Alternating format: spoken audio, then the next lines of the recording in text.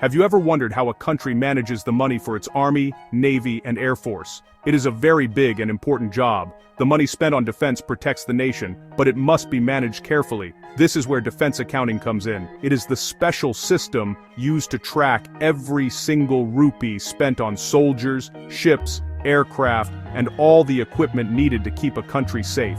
Understanding this system is crucial, not just for accountants, but for anyone involved in the defense services. It ensures that money is used correctly, honestly, and for the exact purpose it was given. Without good accounting, it would be impossible to know if we are getting the best value for our money. Think of it like managing the money for a very large family.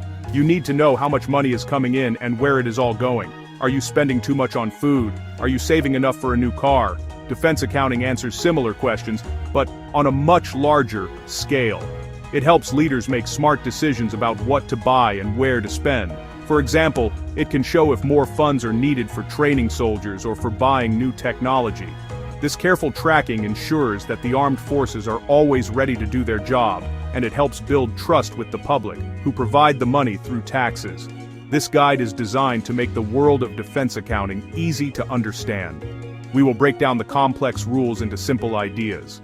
You do not need to be an expert in accounting to follow along. We will start with the basics, like when the financial year begins and ends, and move on to more detailed topics such as how different types of spending are sorted and recorded. We will use clear examples from the Army, Navy, and Air Force to show how these rules work in the real world. By the end, you will have a solid understanding of the principles that keep the financial engine of the defense services running smoothly. Learning about defense accounts is a valuable skill. It opens up a world of understanding about how a critical part of the government operates. For those joining the defense services, it provides essential knowledge for managing budgets within their units. For students of accounting, it offers a fascinating look into a specialized field of public finance. This journey will equip you with the knowledge to see beyond the numbers and appreciate the structure and discipline that underpins the financial management of a nation's defense. So, let us begin our exploration into the essential and fascinating subject of defense services accounts. Every accounting system needs a clear start and end date for recording its transactions. This period is known as the financial year. For the defense services of Pakistan, the financial year is different from the calendar year that runs from January to December. Instead, it starts on the 1st of July and ends on the 30th of June of the following year. This 12-month period is the official time frame for all financial activities. When we talk about the budget for a particular year, say 2024 to 2025, we are referring to all the money received and spent between 1st July 2024 and 30th June 2025. This specific period allows for consistent planning and reporting year after year. The reason for this rule is to ensure that all transactions are recorded in the correct period. The account for a specific financial year must only include the money that was actually received or paid out during that time. For example, if a payment for military supplies is made on the 25th of June 2025, it is part of the 2024 to 2025 financial year. However, if the payment is delayed and made on the 5th of July 2025, it will be recorded in the next financial year, which is 2025 to 2026. This strict cutoff date is very important for creating accurate financial reports and for comparing the spending of one year with another. Now, let's discuss how these transactions are recorded. The defense services use a method called the cash basis of accounting. This is a very simple and direct way of looking at money. Under this system, a transaction is recorded only when cash is actually received or paid. It does not matter when a promise to pay was made or when a bill was issued. The only thing that counts is the movement of cash. If the army buys new boots in May but pays the supplier in July, the expense is recorded in July when the cash leaves the bank account. This makes the accounting process straightforward. The cash basis system is different from the accrual basis used by many private businesses, where income is recorded when it is earned, and expenses are recorded when they are incurred, regardless of when cash changes hands. For government and defense, the cash basis provides a clear picture of the cash flow during the financial year. It shows exactly how much money the government has spent and received. For example, if a department is given a budget of 10 million rupees for the year, the cash basis system will track the actual cash spent against this budget, ensuring they do not overspend the funds they have been allocated.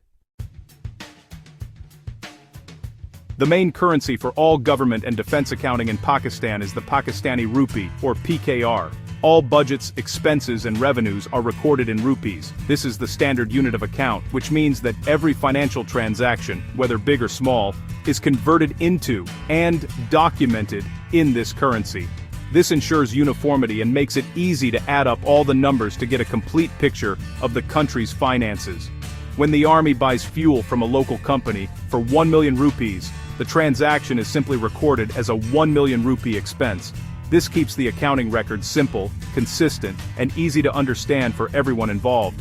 However, the defense services often need to buy equipment or services from other countries. For instance, the Air Force might purchase new aircraft parts from a company in the United States, and the payment would be in US dollars, or the Navy might pay for repairs to a ship in a European shipyard, using euros. These are called foreign transactions. When this happens, the amount paid in the foreign currency must be converted into Pakistani rupees before it is recorded in the accounts.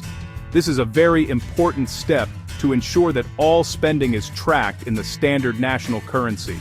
The conversion from a foreign currency to Pakistani rupees is done using a specific exchange rate. This rate is usually determined by official sources, like the State Bank of Pakistan. For example, if the Air Force spends $100,000 on spare parts, and the exchange rate on the day of the transaction is 280 rupees for every dollar, the amount recorded in the defense accounts will be 28 million rupees, which is 100,000 times 280. This ensures that the transaction is accurately reflected in the overall budget. Any small gains or losses that occur because of changes in the exchange rate are also carefully recorded under a separate accounting head. This rule applies to both payments and receipts. If the Pakistan Army participates in a United Nations peacekeeping mission and receives a payment in US dollars, that amount is also converted into Pakistani rupees before being recorded as revenue.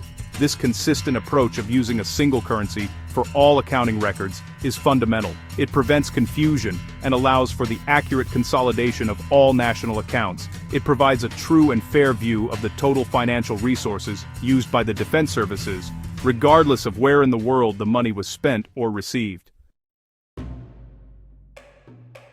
To keep the vast number of financial transactions organized, the defense services accounts are divided into 4 main categories, or divisions. These divisions act like large filing cabinets, each holding a different type of financial activity. Understanding these 4 pillars is key to understanding the entire accounting structure. The 4 main divisions are revenue, capital, debt, and remittance. Every single transaction, whether it is money coming in or going out, must be placed into one of these 4 categories. This initial sorting is the first and most important step in classifying any financial event. The first division is revenue.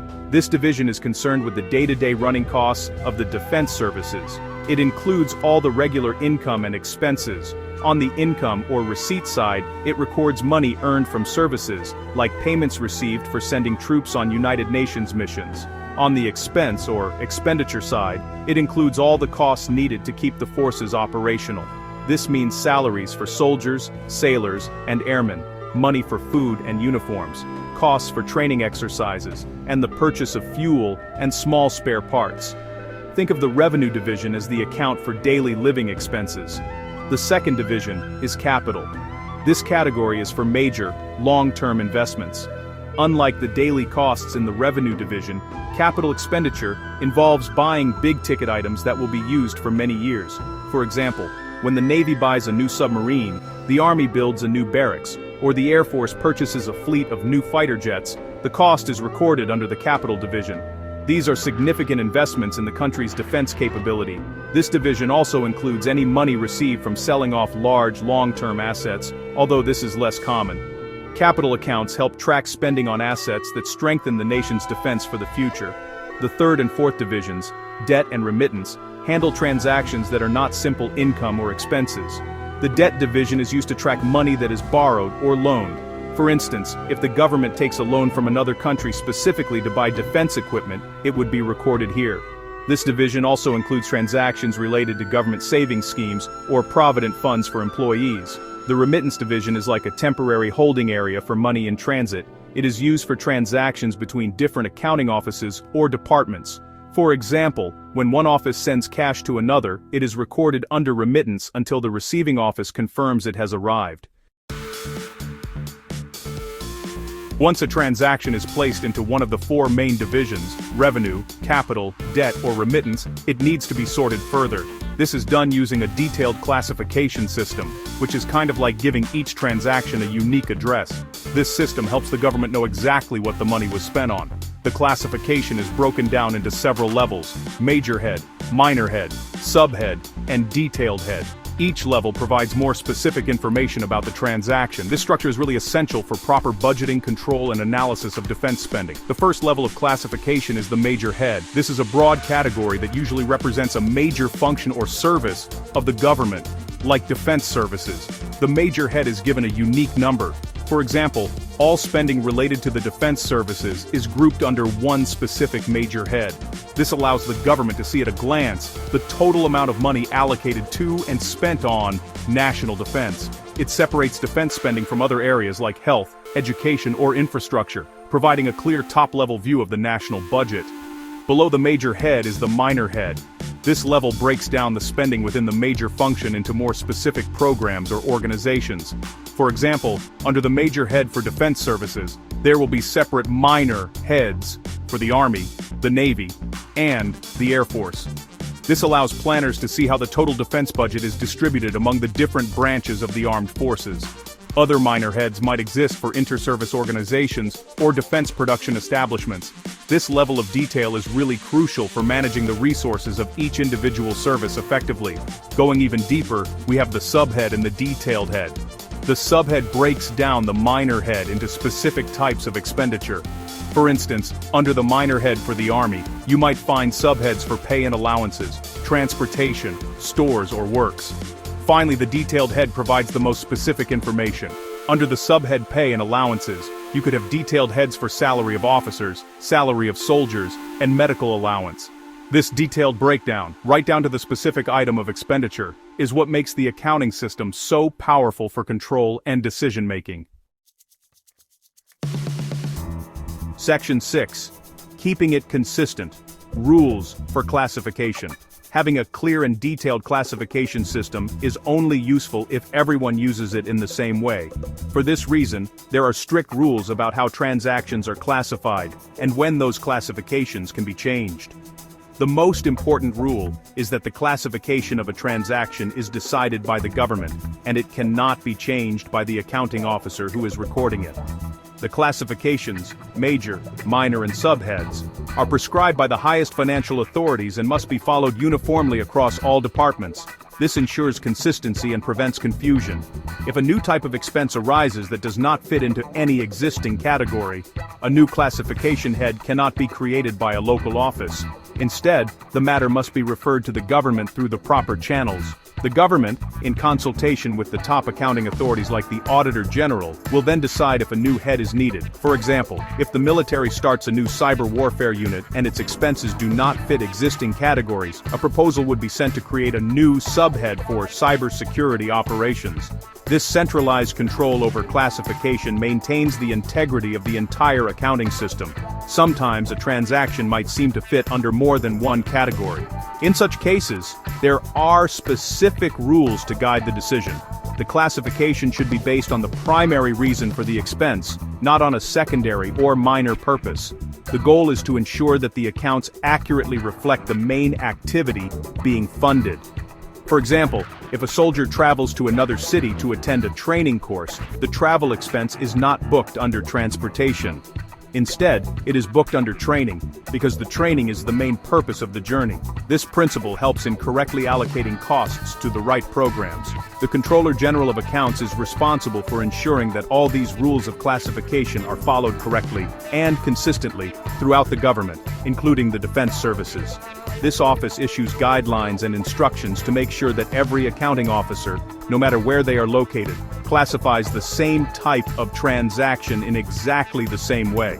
This uniformity is the bedrock of reliable government accounting. It allows for meaningful comparison of financial data across different years, departments, and services, which is essential for good governance and accountability. Section 7. Who pays? Department-based transaction classification. A fundamental rule in government and defense accounting is that the classification of a transaction is determined by the department that incurs the expense, not by the purpose of the goods or services. This means that if a department buys something, the cost is recorded in the accounts of that department, even if the item will be used by another department. This principle helps to clearly track which department is responsible for spending the money. It places the financial responsibility squarely on the shoulders of the department that controls the funds for that purchase. Let's consider a practical example. Suppose the Army's engineering department, the Military Engineer Services, builds a small office building for the Air Force. Even though the building will be used by the Air Force, the cost of construction, including materials, labor, and equipment, is booked under the budget of the Military Engineer Services. This is because the engineering department is the one spending the money and managing the project. The final accounts will show this expenditure under the Army's budget, not the Air Force's, because the Army's department was responsible for the transaction. This rule applies to a wide range of transactions. If the Defense Food Supply Depot, which is an Army organization, purchases rations and supplies them to a naval base, the cost of these rations is charged to the Army's budget. The Navy does not record this as their expense because they did not directly pay for it. The transaction is between the Army's food depot and the supplier. This method ensures that the budget allocated to each department is used and accounted for by that same department, which simplifies financial control and makes it easier to hold department heads accountable for their spending.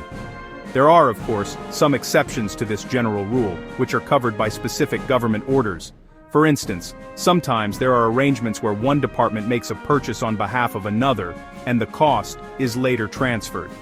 However, the default and most common practice is to classify the expenditure under the department that writes the check. This department-based classification is a core principle that ensures clarity and accountability in the complex world of defense finance, making it clear who spent the money, regardless of who ultimately benefited from the goods or services. Section 8. People and payments, classifying pay, pensions, and works. The largest single expense in any defense budget is usually the money paid to its personnel. This includes pay, allowances, and pensions. The rules for classifying these payments are very specific. The pay and allowances of all active military personnel, officers and soldiers, are charged to the budget of their respective service. For example, the salary of an Army captain is charged to the Army's budget. The salary of a Navy sailor is charged to the Navy's budget, and the salary of an Air Force pilot is charged to the Air Force's budget. This is a straightforward application of the department-based classification rule. Pensions, however, are treated differently. Pensions are payments made to military personnel after they have retired from service. These payments are not charged to the budget of the Army, Navy, or Air Force. Instead, all defense-related pensions are classified under a single, separate major head for pensions. This is because pensions are considered a long-term liability of the government as a whole, not a day-to-day running cost of the individual services.